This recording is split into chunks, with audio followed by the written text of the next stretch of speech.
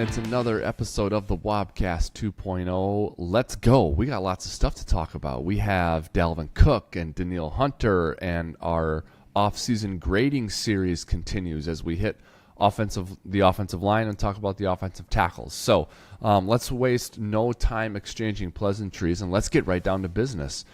To do all of this, there's no one better to do it than Gyles. So let's bring him in right now. My partner and co-host joins. Hey, bud, how's it going? Hey, happy Tuesday. Excited to talk tackles, swing tackles, all the different protection units for the Minnesota Vikings. I think I've said it before, I'll say it again. When you think about the formula to win for the men in purple, if you have the current guy under center, Kirk Cousins, you got to be able to protect him, and excited to chat through what the Minnesota Vikings are putting out on the field this year. Yeah, I am as well. And the way we do this, for those who missed the first two go-arounds where we did quarterbacks and edge rushers, we're doing offensive tackles today. We take a look at each team in the division, that position group, and we grade it on a scale and then compare the Vikings to all the other teams, see where the Vikings land as the Vikings begin their quest to win another division title in 2023. We want to see where they stand relative to all the other teams in the division at every position. So today we'll do the offensive tackles. We'll get into explaining the grading scale and our opinions on each player in a little bit. But first, we have a couple of newsy items to take care of, Gyles. And it's a situation that's been settled and then a situation that is unsettled on the Vikings roster. Let's begin with the situation that is now settled, and that is Dalvin Cook, no longer a member of the team. Frown face. And double frown face in that it's because the Vikings released him and they weren't able to trade him. Mm-hmm. And you get a player of his caliber, both historical contribution to the team and his current ability to contribute to a team, and you're not able to come away with compensation for that. It's disappointing, to say the least. You never like seeing good players walk out the door. You can see why the Vikings felt they maybe needed to do this. One can argue if they actually should have or not, and maybe we should talk about that a little bit. But your reaction, Gyles, to the news that Dalvin Cook no longer a member of the team. We knew it was coming. It was just a matter of time, and it finally did happen last week. Yeah, no, I think it's unfortunate, both on and off the field. I think there's a chance that he was maybe the most well-liked person in the locker room. Yep. So when you think about a leader of the team, he's definitely one of those guys. He's a Ring of Honor guy for sure when it comes to the men in purple. I actually think he has a potential to have a pretty tremendous upswing in 2023 because of his shoulder surgery. I think there's an opportunity for him to really bounce back in terms of performance and get back to his true form for at least another season or two. So I'm really excited to see him suit up in 2023. This might be completely outlandish, but do you think there's a chance that he could re-sign with the Minnesota Vikings? Hear me out here. Because at the end of the day, he was cut because he had a $14 million cap hit. That's something that we could not provide. We couldn't play him under that current cap number. So he had to, unfortunately, let him go. Now, with that being said, once again, he is the cornerstone of the Vikings locker room. He has a lot of friends there, both in the running back room and the greater Minnesota Vikings locker room as well. And if he's not able to be signed by the Miami Dolphins, which is perceivably the place that he would go by all the national media, if he couldn't go there for a variety of reasons, whether it's cap hit, if he's not going to get his true dollar amount that he's looking for, if the Vikings were to put another bid back in saying, hey, here's an opportunity, you've now hit the market, you haven't signed, are you willing to come back? Because when you look at the running back market right now, there are so many people on the market right now. Yeah. There are so many running backs. So when you think about that, that's not a great place of negotiation for Dalvin Cook. Now, don't get me wrong, I think he's probably the best of the heap when it comes to all those running backs, but I don't know. If he's not able to get his true number that he's looking for, is there a chance that he turns about face and comes back? Hadn't thought about that until now. I wouldn't rule it out. And it really would be, from a negotiation standpoint, it really would take, you'd have to really swallow your pride to do that if you're Dalvin and the agent. And I just don't know how possible that is in today's day and age. That's fair. But obviously Dalvin wants to go. I saw a comment that Dalvin wants a big contract, and I'm like, yeah, and I want a Ferrari, like always next year. Of course you do. Of course you want a big contract, and if any back is worthy of it, I guess it would be him, but it's just not there right now for that position. I mean, the Patriots signed James Robinson this offseason, and they've already cut him. And like you said, there's other good backs out there right now on the market. Ezekiel Elliott is out there. I believe Kareem Hunt is out there, is he not? I believe that is true as well. And now Dalvin Cook is out there. So if you need a back, you're in good shape. Like, there's a lot of good players on the street right now, and like what you're alluding to, Gyles, is when that's the case and you're one of those guys, you're probably not getting a big contract. Especially at this time in the season. Yeah. Yep. And, I know that he's been linked to Miami quite a bit, but I look at the Dolphins and Mike McDaniel, and I'm just like, he was with the 49ers for a while, and the Niners just had anyone was the running back in that system with Shanahan and McDaniel. I mean, it was all sorts of guys, Raheem Mostert and Jerick McKinnon and, Elijah Mitchell. Yeah, it's just like it's like the scheme is so good, they just whoever. And so I'm sure Mike McDaniel would be like, well, of course, I'd love to have Dalvin Cook, but if you're building the roster there, you got to ask him, like, I know you would love to have him, but do you really need him? Like, kind of feels like you want multiple good running backs, not one bell cow, and Dalvin Cook needs to be the bell cow. So, especially if it's a big contract. Yep, exactly. So I don't know that it's a foregone conclusion that he's going to Miami, and if it's not Miami, you haven't really heard anyone for sure. You've heard speculation about Buffalo because his brother is there. I saw a report that Vegas would rescind the franchise tag on Jacobs to sign Cook there. Obviously, Cleveland would be interested, but they have Nick Chubb because Stefanski's there. So, the other thing, too, Gyles, on the running back market is you've got a few who are on the franchise tag. Barkley in New York and Jacobs in Vegas. And so it's just a devalued position, and people aren't going to want to pay you big bucks. And that's what Dalvin thinks he deserves because of his production and what he still has left in the tank. And if he's going to hold out for that, I think he's going to be disappointed. If he's willing to come off of his position and play for less than what he thinks, then I do think Minnesota should still be an option. We haven't seen any scorched earth or burning bridges on either side, right? No. So man, I hadn't thought of that until now. I mean, he's the third all-time leading rusher in Vikings history, Yeah. That's a good.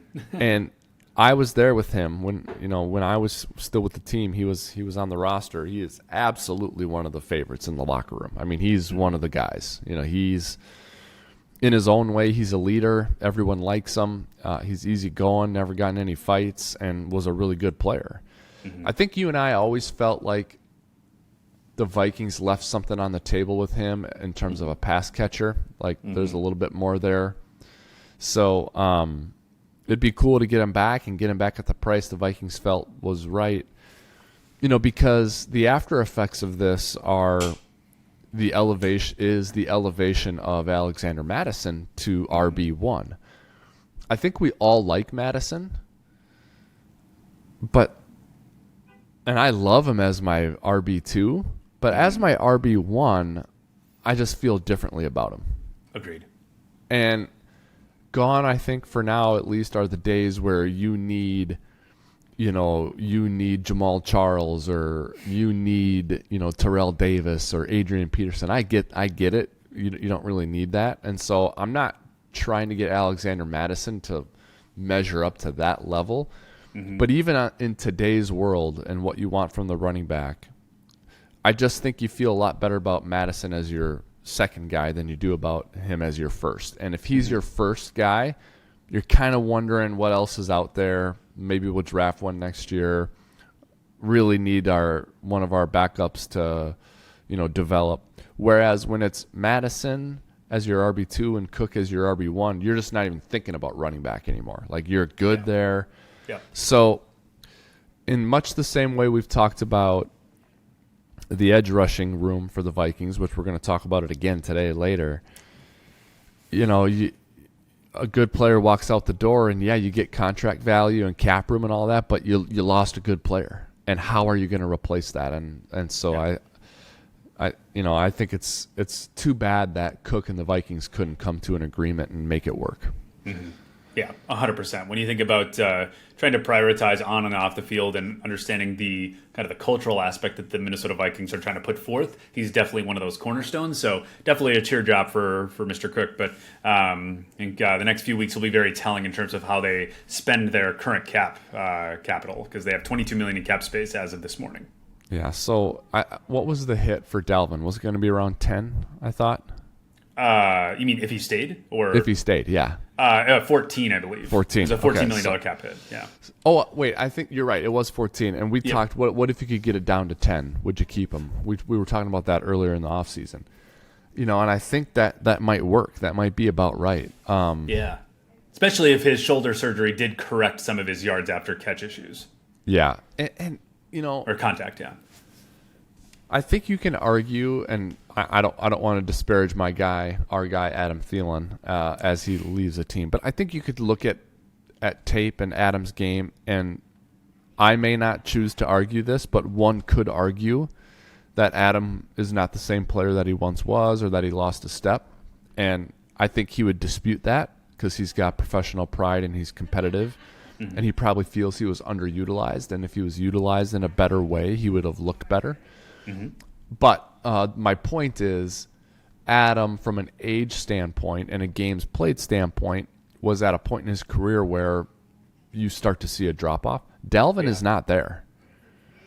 No. Even with the wear and tear, I haven't seen that. Just as much burst, just as much speed. I think so.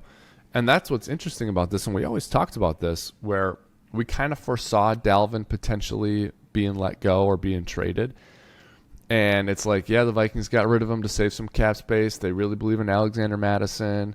But it's like, whoever got Dalvin, that would be a big deal for them. Like, they're going to be super excited about that. That's your premier signing for the offseason. Yeah, and I still feel that way about him. Like, someone's probably going to get him who needs him, unless he comes back to Minnesota.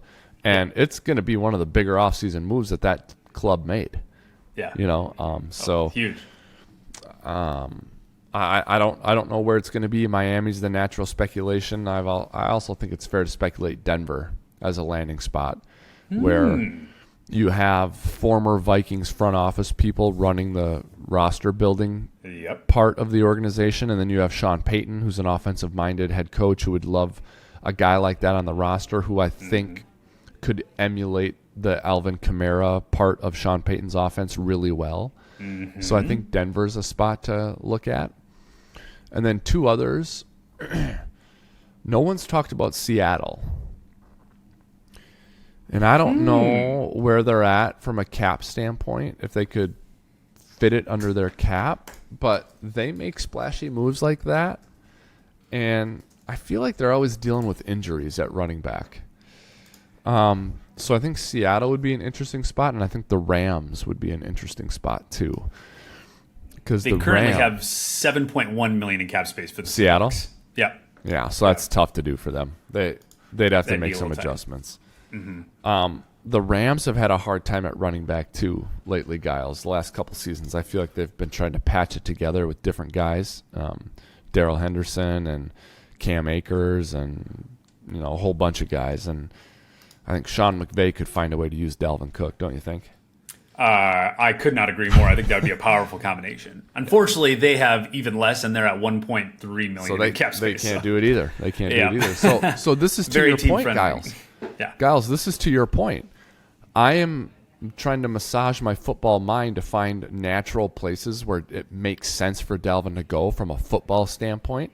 And like the top 3 or 4 of them don't work for cap reasons. Nope. And this is why it's going to be hard for Dalvin to get what he wants out of the deal in terms of money, and then he's not going to want to go to a team that's not going to compete this year. No. Right? So it has to be the AFC East. Somewhere in there. The Bills or the Dolphins. Bills, Dolphins.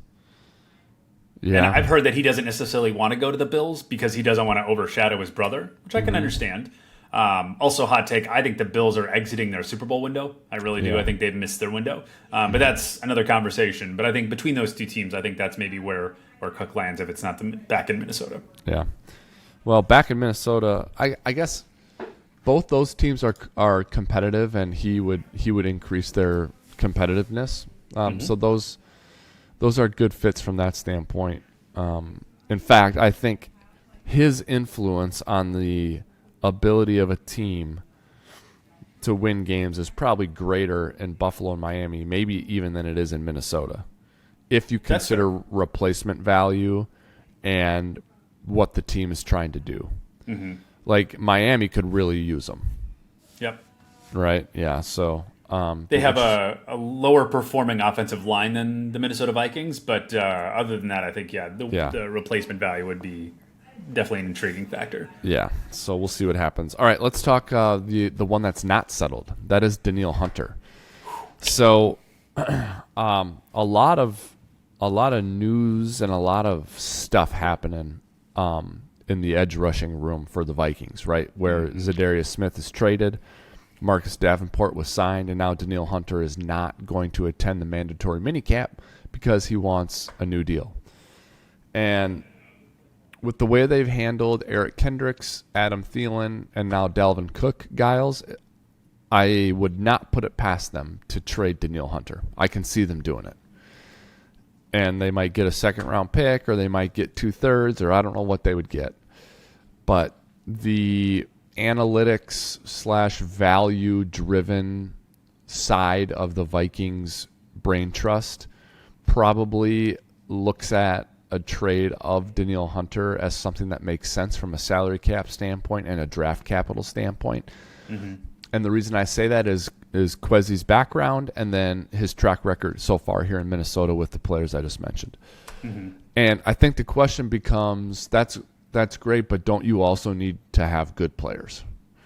Like, that's awesome. You got a bunch of cap space and lots of draft picks. Way to go. Do you have anyone to rush the passer?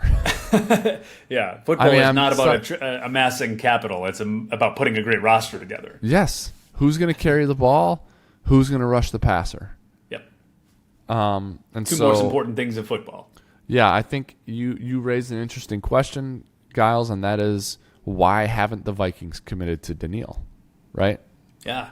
I mean, that's a pretty loud conversation in the room right now because when healthy, he is a top 10, if not a top 5 edge rusher in the NFL. He is a phenomenal player, and when he's on the field, especially when his hand's in the dirt, he's a force to be reckoned with. He is an absolute freight train. Now, I've been very vocal about his usage in the 3-4 defense, so maybe that's a piece of it. But if your position is that you don't think he's a good fit in your scheme, then I'm okay with having the conversation of moving off of him, but only, and this is a big only, or a big if only, that you have to go get a first-round pick for him. I think anything less than that, I think you are leaving production on the table, you're leaving money on the table. If your strategy is to move off of Danielle, move him to, let's say, maybe the Arizona Cardinals, or a team that is going to be projected to have a top 5 or maybe a top 10 pick next year, then you could trade that 5th overall and whatever it will be. I'm hoping it's 32nd in terms of picks next year.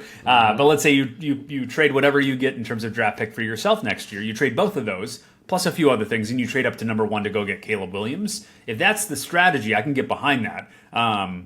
I don't love it for this year. I think that definitely puts you into a difficult posture when it comes to winning in 2023. But if your priority is to go get a quarterback, and more importantly, the first or second quarterback on the board, a number 1 or number 2 position, I think you have to trade something like Danielle Hunter, and I think you have to do it now where he still has projected value. But I think you do need to get a number 1 pick, like a first-round pick, because anything else than that, I think there's too high of a likelihood that you squander that pick for the amount of value that he currently provides to your team.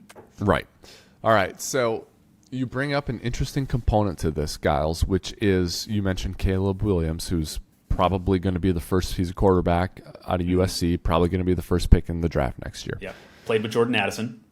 There you go. Yes, he did. So you're bringing up a good point here, and in that, when you're in Kwesi's shoes, it's always a balance of roster moves and contract negotiations and activity that leads to wins this year and helps your team win this year, which is what your owners are looking at and your fans are looking at and your current roster is looking at.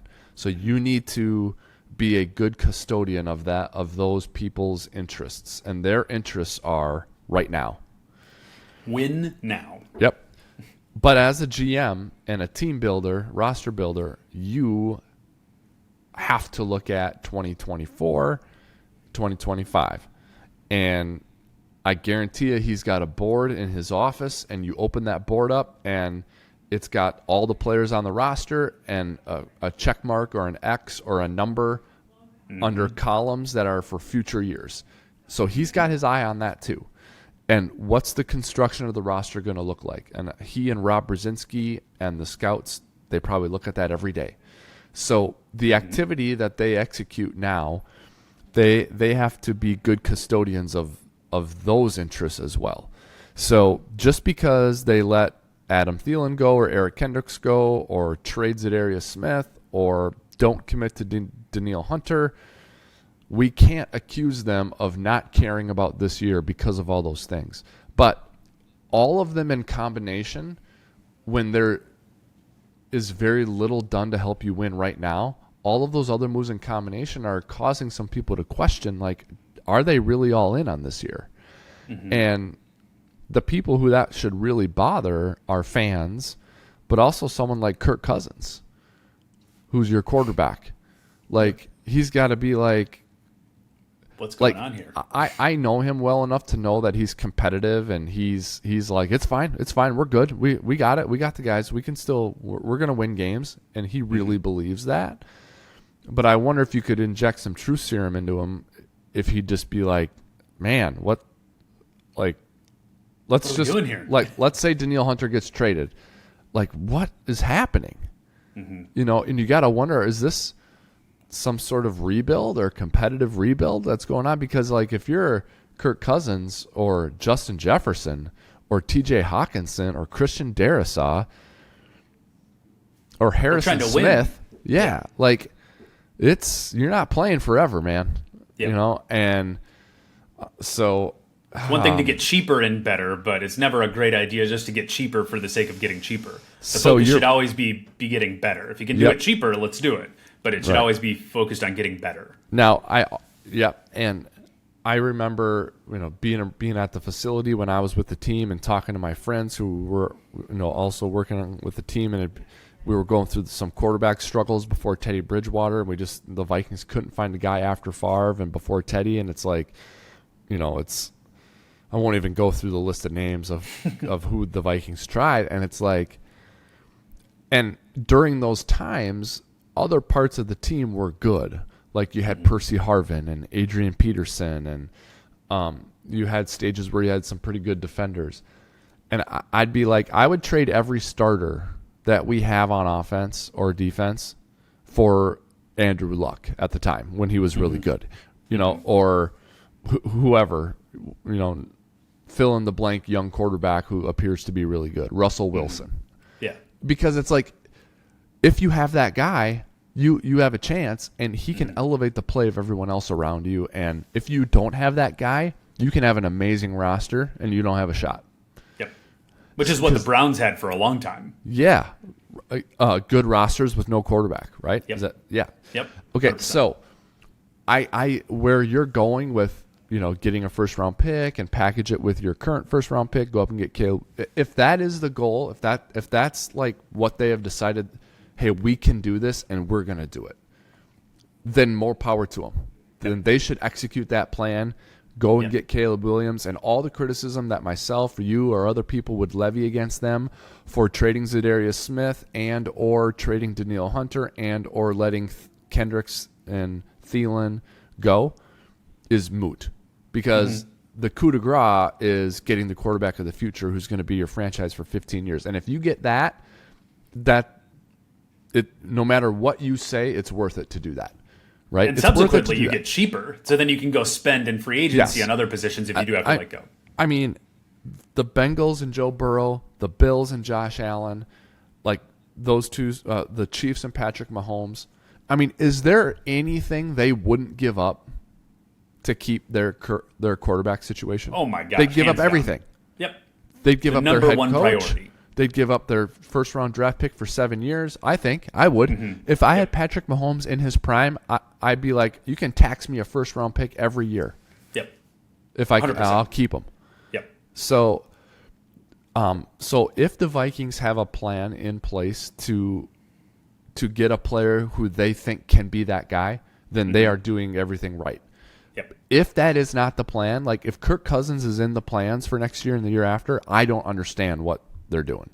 I completely agree. And I think that's why this is an intriguing conversation, because I've heard so many times over the past 3-4 years that, oh, imagine if we had Mahomes, that'd be awesome. It'd be better than Kirk Cousins. Sure, that'd be great, but we do have Kirk Cousins, and there was never any tangible solution of what the replacement would be. Sure, I would love to go get a Ferrari. I would love to go to the moon. Those things are not realistic until we have a plan to do so. And that's where if we can realistically go get Caleb Williams, I do realistically put him in that same conversation with upside. So that's where, all right, now I'm willing to have the conversation about moving on Kirk Cousins because you actually have a succession plan. It's never a great idea to just trash him and have no plan for what's next. Like if we can go get Caleb Williams, let's do it. So honestly, I think within the next week or two, I think you're going to find some really intriguing progression in this conversation. Either they sign Danielle Hunter and that'll put all this conversation to bed, or maybe he's traded, and I think that will solidify that maybe that's what they're trying to do. Yep. And so if they re-sign him, that'd be great for them. I mean, it's good for their defense. He's a good locker room guy. Like you want Danielle Hunter on your team. Mm-hmm. If they do trade him, you just said something that sparked this idea in my head. If they do trade him, Gyles, I think the writing is on the wall then that this is basically a rebuild. Mm-hmm. But it's like a luxurious rebuild because like you have a left tackle in place, you have the best wide receiver in the NFL. For my money, I'd say he's probably the best, second best, whatever. So you have a left tackle, you have the best wide receiver in the NFL. You've got a good enough running game. You've got a really good right tackle. Like it's a luxurious rebuild, right? It's perfect a rebuild scenario for a rookie quarterback. Yeah, I mean it is. So I wouldn't totally blame him. And while some people might grind their teeth at like another good quality veteran out the door, Danielle Hunter traded, the building blocks are there for a pretty good rebuild.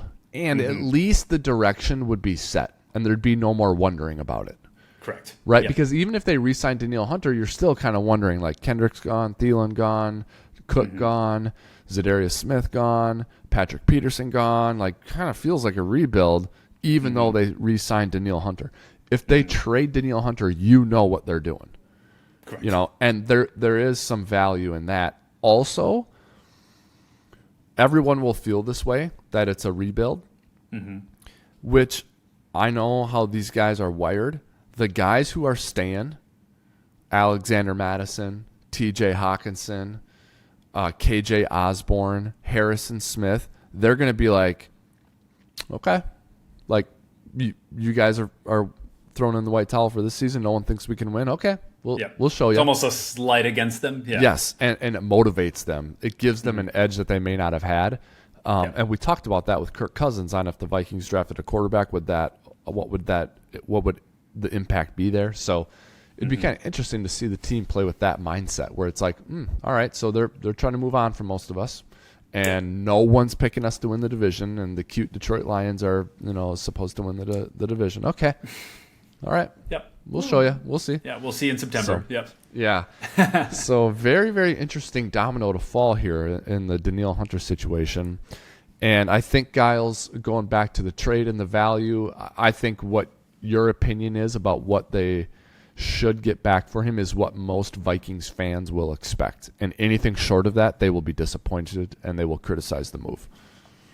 Because at the end of the day, we're not going to be a train wreck in 2023, even if you take a step backwards, which I don't expect us to do, minus something catastrophic. You're going to have to trade a considerable amount of picks in order to trade up anywhere near the top 5. So that's where I think you need a top draft pick, at least top half of the league, if not a top 10, maybe even top 5 pick if you can get it, to be able to trade up to number 1 realistically. Otherwise, it's just too far. You're going to have to trade 6 first-round picks in order to go up to get number 1. And that's a pretty heavy haul to go get. So if you can take a step backwards in the edge room, which is a big thing to happen, I don't want to discount that. I do think it'd be worth it to go get a quarterback. Yep. All right. Well, we'll see what happens. It's I don't expect this to happen before our next recording. I think this is something that goes into June, July, and training camp and becomes a potential training camp holdout or not. I don't think the threat of Danielle not coming to minicamp is any leverage in a contract. Other than like the $100,000 it costs him, but other than that, yeah. Like the Vikings are probably like, well, he won't get hurt, so that's good. Like, I don't know. I don't want to diminish the importance of mini camps, but the Vikings aren't going to be like, oh, he's not coming to mini camp. Give him a contract. Give him a contract. You know, so I'm not saying it's a bad tactic for Danielle. I'm not criticizing Danielle for not coming. What I'm saying is deadlines spur action, and mini camp is not a deadline. It's not something that's going to be a leverage point in these discussions. Training camp would be. You know, him saying I'm not coming to training camp without a new deal. Now that would be a leverage point. Yeah. And then the one after that is probably, week one. Getting ready for the Buccaneers. So I don't think anything will get solved until August at the earliest. And if they do want to trade him, I would project for that to happen a little bit sooner rather than later, in the idea that I'm guessing the Vikings wouldn't want him to go into training camp and publicize that that's happening, because then that gives them less leverage in terms of getting solid compensation back. Agreed. But at the end of the day, he is one of the most criminally underpaid edge rushers in the NFL, so he's a very attractive offer for a lot of teams. Yep, he is. You're right. All right, so let's talk about a position group that has to deal with Danielle Hunter. Let's talk about offensive linemen, specifically offensive tackles. Yeah. And so we've graded position groups in the NFC North the last couple of weeks. We've done quarterbacks and we've done edge rushers. Today we will do offensive tackles. We're going to do the left tackle for every team, the right tackle for every team, and then a player that we have identified as the team's swing tackle, who can be a backup at either spot. The grading scale will be on a scale of 0 to 10 for the left tackle and right tackle, and 0 to 5 for the swing tackle. We'll grade each position, each team, stack them up, and then we'll do an overall grade at the end and see where everyone lies. We'll get into our overall thoughts at the end, Gyles. We won't start with that because I had two sort of prevailing opinions about this position group and the division when it was all said and done. So let's start with left tackle. Scale of 0 to 10. For the Vikings, you have Christian Darrisaw, first-round pick, who has flourished into a really good player, mostly reliable from an availability standpoint. Definitely a guy you can single up. Cornerstone roster player for you. Lions, Taylor Decker. Pretty similar profile, background, I would say. I'd say you can say those things about Taylor Decker. A little bit longer in the tooth. Might have a different strength in terms of run blocking or pass blocking than maybe Darrisaw, although I have a feeling Gyles is going to dive into that a little bit. So I'll leave that on the table for now. Green Bay, David Bakhtiari. Definitely long in the tooth, veteran, great equity, good leader, been there a long time, and a solid player. And then Chicago, it's Braxton Jones. Younger player, not a household name, not someone many people are familiar with. A guy who, in this exercise, you're going to have to do a little bit of projection. It can't just be what he's done. So those are the four left tackles. Gyles, my grades were Darrisaw with a 9 and Decker with a 9. I gave both of them 9 out of 10. Okay. Bakhtiari comes in third with a 7, which I probably was a little generous here with the 7, but I want to respect the equity there. And he's going through a situation where he lost Devontae Adams and now he lost Aaron Rodgers, and he's got to sit there and perform. So I will be shocked if he's their left tackle next year and if he's a 7 out of 10 at this time next year. But he can run it back, and he's a 7 right now. And then I gave Braxton Jones a 5 out of 10. So Darrisaw 9, Decker 9, Bakhtiari 7, Jones 5. How about you? All right. Honestly, we're in somewhat similar positions for some of these. So I took kind of a quantitative kind of spin on each of these 4 players. I factored in their overall PFF grade, their run block, their pass block, both of those PFF grades, blocking efficiency, and then their penalties. So those overall 5 metrics: overall grade, run block, pass block, blocking efficiency, and then overall penalties. When it comes to Christian Darrisaw, he was the 2nd overall graded tackle in the entire NFL. So this is factoring both left and right tackle. There's 87 qualified tackles that played at least 20% of snaps. And he was the 2nd best out of all of them, out of both left and right tackles. He was the 3rd in run blocking. He is very quietly one of the best run blockers in the league, and no one really talks about that because of his pass protection skills. Okay. He ranked 10th in pass blocking. He was 12th in blocking efficiency, so in terms of his ability to be able to stand alone and things like that. And then he was 8th in penalties. Now, penalties a little bit misleading because there's a lot that are tied for certain metrics. So technically he's 8th, but he's really tied for like 2nd. Okay. So he's pretty good in a penalty standpoint. So at the end of the day, I give him a 9 out of 10. If he was a little bit better in pass protection, I think he'd be a 10 out of 10. Yeah. He's still phenomenal. He's a great left tackle. I think there's a chance that he's maybe the best left tackle in the business this year, because at the end of the day, 2022 was his first full year. When you look at the year before that, he wasn't really given much of a chance to step in and play right away. He didn't have a full training camp under his belt. Yep. So at the end of the day, I do expect him to take a pretty decent sized step forward in 2023. Yep. So Christian Darrisaw, I give him a 9. I'm going to look at Taylor Decker. He's kind of an interesting one because I think he's a great, solid left tackle, but I wouldn't call him elite. I think he's a great above average left tackle. He was 22nd in overall PFF. He was the 34th ranked run blocker, 24th ranked pass blocker. He was 31st in blocking efficiency, and then he had a little bit of an issue when it came to penalties, which knocked him down. He was 49th in overall penalties. So I give him, at the end of the day, I give him a 6, which felt like a low score for Taylor Decker. I would have maybe given the eye test, I would have given maybe a 7, maybe 8 on a great day, but according to analytics based on our formula, we give him a 6 because of his penalty issues, and he wasn't great in the run blocking game. Okay. Nor was he great from an efficiency standpoint. And then moving on to the Packers for David Bakhtiari. He's one of these mainstay household names from a left tackle room. He's a guy. Everyone around the country knows Bakhtiari. He was the 11th ranked tackle in the NFL. And the area that he didn't perform super well in was the run, and he was 32nd in run blocking. Oh. He was 5th in pass blocking. He's an amazing pass protector. He's been the blind side for Aaron Rodgers for many, many years. He's been a guy. He's another guy that deals a little bit with penalties. He ranked 34th in penalties. But with that, I bring him to a total score of an 8. I think that feels a little bit liberal to me now that I'm looking at the metrics. Metrics are saying that, but I think he's had an issue staying on the field. He definitely has some injury concerns. So I think if I was giving you the Gyles opinionated score, I'd give him maybe a 7, with a chance that it could slide down to a 6 or a 5 depending on play. But last year he did score an 8. And then that slides us all the way over to the Chicago Bears with Braxton Jones. I view him as a slightly above average left tackle. He's nothing that'll catch your eye necessarily, but he's definitely not a train wreck. He was the 20th overall graded tackle in the NFL out of 87 qualified tackles. He was 10th in run blocking. He was 42nd in pass protection, but at the end of the day, you do have a mobile quarterback over there, so I think that maybe is being able to be hit a little bit. Wasn't great in pass blocking efficiency and was atrocious in penalties. He was one of the worst penalty tackles in the NFL. Okay. But at the end of the day, I give him a 5. He's not horrible, but he's definitely not great. So I have Minnesota 9. I have the Lions at a 6. I have the Packers at an 8, and then the Bears at a 5. Yep. I think with Jones, I do believe, Gyles, he was the only Bears offensive lineman to play every snap last year. That sounds correct. Yep.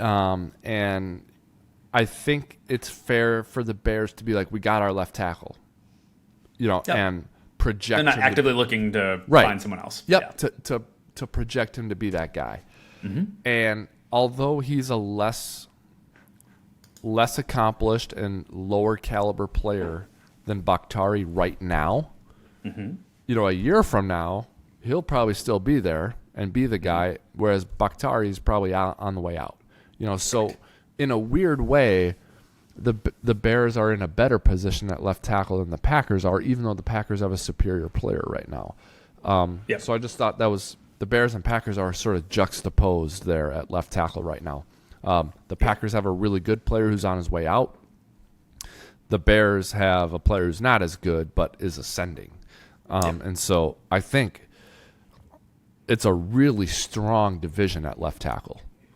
Oh my gosh, yes, absolutely. Very strong. Yeah. So impressive group of left tackles there. We're mostly aligned at left tackle with one variance there, and that being Taylor Decker. We're a little ways apart on Decker. Mm-hmm. Other than that, we're pretty aligned. Yep. So let's go to right tackle. Absolutely. For the Vikings, of course, it's Brian O'Neill. Mm-hmm.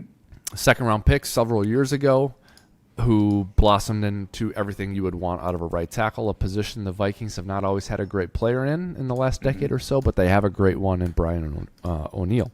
Mm-hmm. The Detroit Lions invested a first-round pick in Penei Sewell, and he's their right tackle. Really big, strong player, reliable, and a big reason for the Lions' resurgence as a franchise and as an offensive line in particular. Mm-hmm.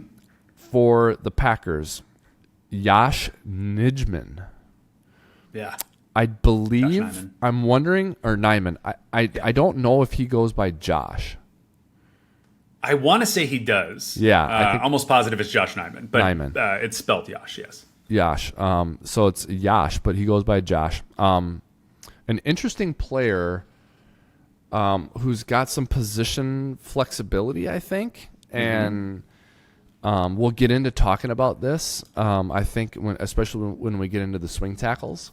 But he was an interesting player to go back and look at. And then for the Bears, it's Darnell Wright, recent draft pick. Yep. So I gave O'Neill a 9 out of 10. Okay. I think there's a crazy stat in there where, like, his sacks allowed over the last 3 years, or total snaps. It's an unbelievable stat.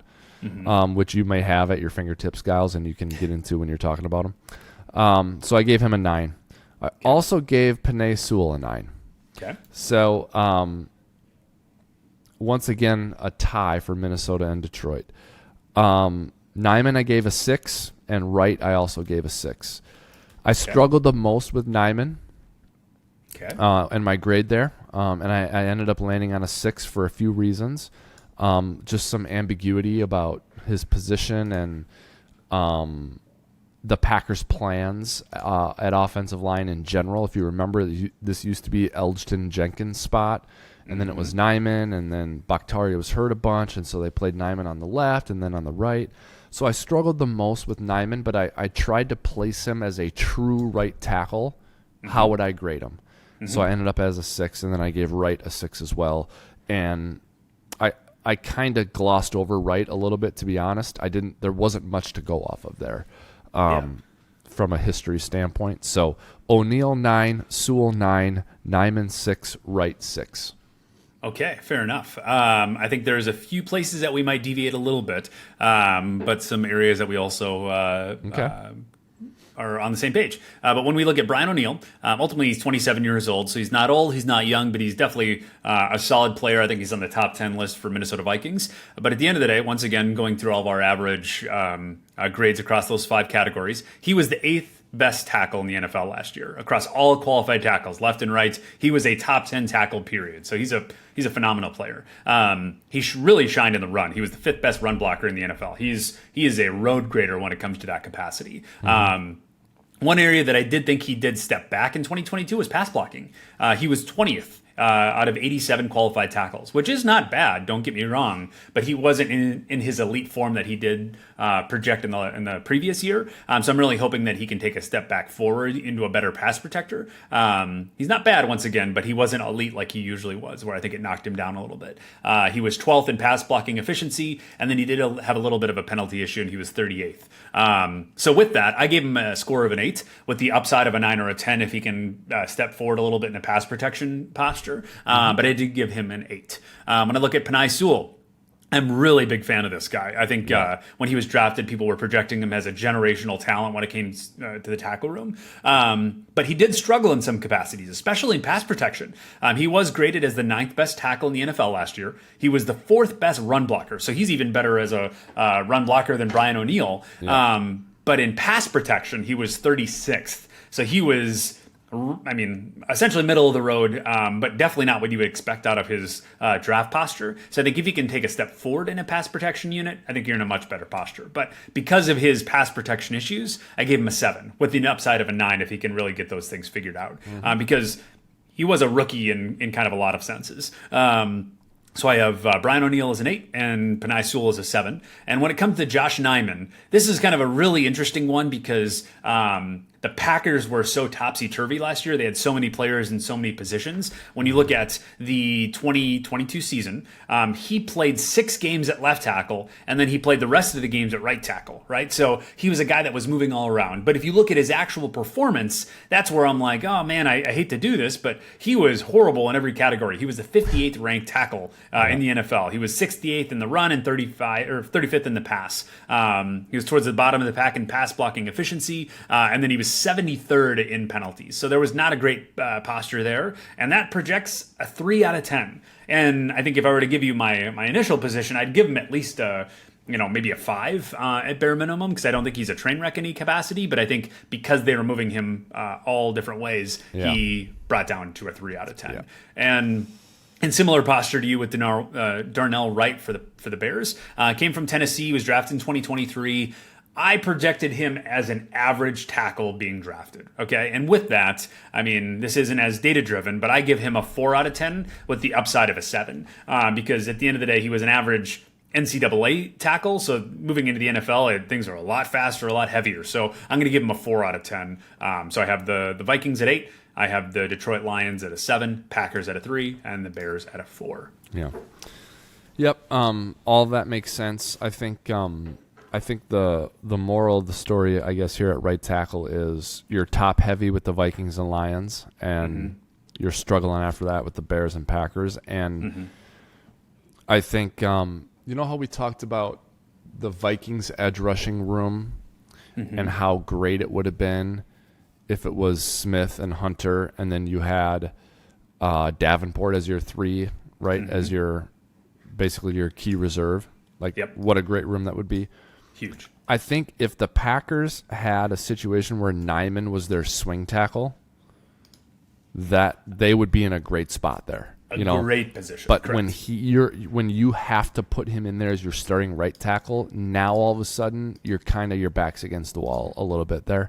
Agreed. So I still like the Packers' offensive line quite a bit, but I'd love it if Nijman was a reserve, a swing tackle, or if they could move him back to the inside maybe.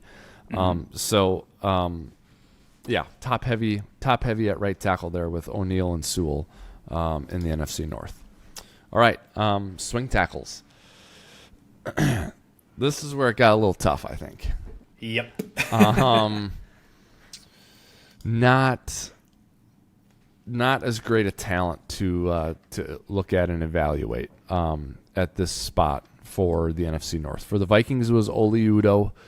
For the Lions, Matt Nelson. For the Packers, Zach Tom. And for the Bears, Alex Leatherwood. Now, I am going to guess that folks listening to us are familiar with Oli Udoh. He's been on the roster for a few seasons now and was a draft pick back when I was still there. And I think they'll know the name Alex Leatherwood because he played for Alabama and was a high draft pick for the Raiders before the Raiders moved on from him and sent him to the Bears. So those are the two names people are going to know. People are not really going to know Matt Nelson or Zach Tom. So it was a little bit tougher to do the research here and to do the studying here. And I actually looked at some other players as well in the swing tackle spots. I looked at Kellen Diesch. I looked at Rasheed Walker, and I looked at Jermaine Ifedi for Detroit. Okay. All players who could potentially be swing tackles. So this was a little bit harder to take a look at. But on a scale of 0 to 5, here's how it ended up for me. I gave Oli Udoh a 2. Okay. I gave Zach Tom a 3, Alex Leatherwood a 3, and Matt Nelson a 2. A 2, okay. All right. I like that. I think we are corresponding in a few different categories. I took a little different spin on this. I took at least out of the 3 out of the 4, for Oli Udoh, Matt Nelson, and Alex Leatherwood. All 3 of them have a commonality. They played under 200 snaps. So I took all tackles that played 200 snaps or less, which there were 47 of them, and I ranked them, and I took their PFF grades from there, assuming that those were kind of those swing guys that had to step in certain capacities to help the tackle room. And when it came to Oli Udoh, for everyone that played 200 snaps or less, he was actually the second best tackle in the NFL. He was 6th in run blocking, 8th in pass blocking. He actually showed up much different than people would have expected. I think people look at his guard performance from Minnesota Vikings a couple years ago and thought that he was a train wreck, and really, I would actually respectfully disagree with that. I think he was actually a decent guard, but could not get a hold of his penalties. He could not actually be the technique or the technician required to be a guard, but he had the physicality to be an amazing offensive lineman. So all that to say, he was a tackle that went to guard, and he's a tackle. He wasn't a guard. So when he was actually able to be a tackle, he performed pretty well. He was the second best backup tackle in the NFL last year. Yeah. So with that, I gave him a score out of a 4, across all those different categories. When I look at Matt Nelson, he was another guy that played, less than 200 snaps. He was the 40th overall graded backup tackle out of 47. He was 36th in run, 27th in pass. It was okay from pass blocking efficiency and a penalty standpoint, but at the end of the day, I gave him a 2 because he was just not great in performance. When I look at Alex Leatherwood, kind of a similar story. He was 17th overall across those backup tackles. He was 9th in run blocking, but he was like 30th in pass blocking, 22nd in efficiency, and then was okay in penalties. So with that, I gave him a 3. Zach Tom for the Packers was an interesting category because he actually had some starting reps last year because of their injuries. He played left guard, then left tackle, then back to left guard, then he was at left tackle, and then right tackle. He was all over the offensive line. He played, like 9 games, I think, so he played about half the games. So he was kind of an interesting thing when it came to being an offensive lineman. But I actually ranked him out of all the tackles, all the starting tackles, so this is kind of a unique thing. But out of all the starting tackles, he was the 41st ranked starting tackle out of 87. He was the 64th in run, but he was 19th in pass across all starting left tackles, or all starting tackles rather, across right and left. He was 16th in efficiency, and he was the best at penalties. He had the fewest penalties out of any other tackle in the NFL.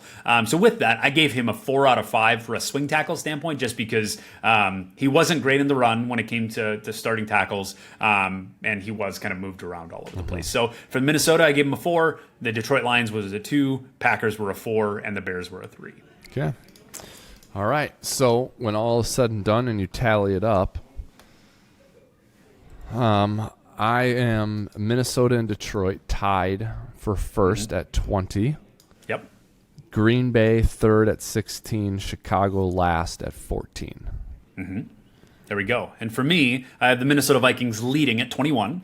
I have the Lions at 15, the Packers at 15, and the Bears at 12. So I think there was areas that we definitely intersected. I think we both agreed that we had pretty good left tackle rooms. The right tackle room was a little bit suspect. But I think the part that really dinged the Lions for me, who have an amazing offensive line, don't get me wrong, their depth is not very great. And I think they have above average tackles at both left and right. They just don't have elite left and right tackles. I think, when I think of Taylor Decker, I think there's maybe an upside to that. So maybe I'm going to get scorched on that take. But I do think the Minnesota Vikings have the better left tackle room. Yeah, I think it'd be interesting to do the whole offensive line.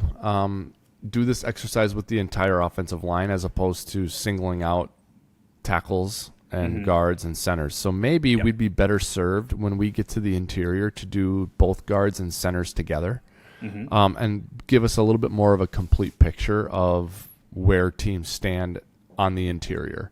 And then weave in this offensive tackle conversation into that interior. I don't think we can combine the grades or grade them all, but because the offensive line, you really want to take a look at them in totality, and because they play as it's 5 individual players, but they're really one team. They move as one. So I think if we could go back and do this again, we probably would do the whole offensive line together. But it is nice to be able to drill down and get very specific and detailed about individual positions, and doing it this way allowed us to do that. I came away like we mentioned, left tackle wise. I don't know. We're not going to do this for every division, but I don't know that you'd find many divisions with a higher total grade than the NFC North. Oh, my goodness, no. I had 2 9s, a 7, and a 5. You had a 9 and an 8, a 6 and a 5. So very good at a very important spot. Another important spot, though, is swing tackle, and I came away very unimpressed with this group at the swing tackle position. And I think you made a good case for Matt Nelson. So that's noted. But other than him, and I hear you on Oli Udoh to some extent. I think over a long period of time, though, Udoh would get exposed. If he had to play a lot, I think he would run into trouble. He's a game-by-game guy. Yeah, if you had to play him for 5 straight games, I think you're going to run into trouble. Yep, but he can get you out of a game or a game and a half, right? Yeah. Yes. So, so those were kind of some of my takeaways. And, the last thing is, if you felt a little bit better about Oli Udoh, and they might have a guy on the roster who can become that guy, but how good is the Vikings situation at tackle? Oh my goodness, this is fantastic. Isn't it great? Yeah. And you know how we talked about with the quarterback situation, if you had Mahomes in his prime, Josh Allen in his prime, Joe Burrow in his prime, you'd do anything to keep that, right? Yep. This situation the Vikings have at offensive tackle, I mean, you won't do anything to keep that, but almost anything. Yeah, that's one of the other most important aspects of the team. If you can do it, let's do it. I would give up a lot in a lot of other areas to keep those bookends together, Darrisaw and O'Neal. And I think Darrisaw's in line for a new deal here any minute, isn't he? Oh my gosh. And I think they're actually in a position to maybe get that done sooner rather than later, because the longer you wait, the more you're going to have to pay, because I truly project that he hasn't even entered his prime yet, and the tackle market is only going to get larger. So if you can pay him sooner rather than later, I think that'll help out everybody involved, because I think I think Christian Darrisaw might be the best left tackle in the business. Trent Williams might be a better one. I know Rashawn Slater from the Chargers is another big one. But I think when it comes to your production and your age, Christian Darrisaw is number one in my opinion. Brian O'Neill is a top 10. I really think we have the best tackle unit in the NFL. Yep. Yeah, I think we do too. And you look at the offense, and it's like 2 really good tackles, Justin Jefferson, Kirk Cousins in the moment at least. And that's really sort of who they are, right? And if they have an average defense, this is a really, really good team. And anything above average that the defense can be is just gravy for what I think an offense that's probably going to be high 20s in points per game. Oh, my goodness. If not into 30s, if you can get a few of your new wide receiver additions to step up. And so brings me back to the Danielle Hunter situation where I'm like, maybe Kwesi is like, you know what, we got to kind of get by on defense here. If we're going to extend Darrisaw, if we're going to extend Jefferson, if we're going to figure out the quarterback situation, if we're going to keep O'Neal at right tackle, like we got to give up in some other areas. We got to give in some other areas. So that may be where the Danielle Hunters, the Darius Smith, Patrick Peterson, Eric Kendricks situations went. Yeah, agreed. So, yeah. All right. That's going to do it for this episode of the Wobcast. Is your notebook empty, Gyles, or is there anything else we need to get to? It's clear this is one of my favorite conversations in all of football. Love the offensive line. Yeah, I know you do. So let's stick with the offensive line. Then next week, let's go to the interior and go team by team in the NFC North and take a look at some interior offensive linemen. I think that'll be our best chance to get a complete picture of offensive lines in the NFC North, because we'll be fresh off the offensive tackle discussion. Then we can add in the interior offensive line. So next week, when you all are back here listening to the Wobcast, we'll catch up on news and notes and talk about the 2023 season coming up for the Vikings, but we'll take a particular interest with guards and centers in the NFC North. That sound good to you, Gyles? Let's do it. Alrighty. For past episodes and to like and subscribe to current episodes of the Wobcast 2.0, you can do that wherever you do that with all your other favorite podcasts. Google Play, Apple Podcasts, Spotify, and of course we're on YouTube. So go and find us in all those places. Engage with us. Let us know what you want to hear about. Join the conversation. as we continue talking Minnesota Vikings football. We'll be back next week with another episode of the Wobcast 2.0.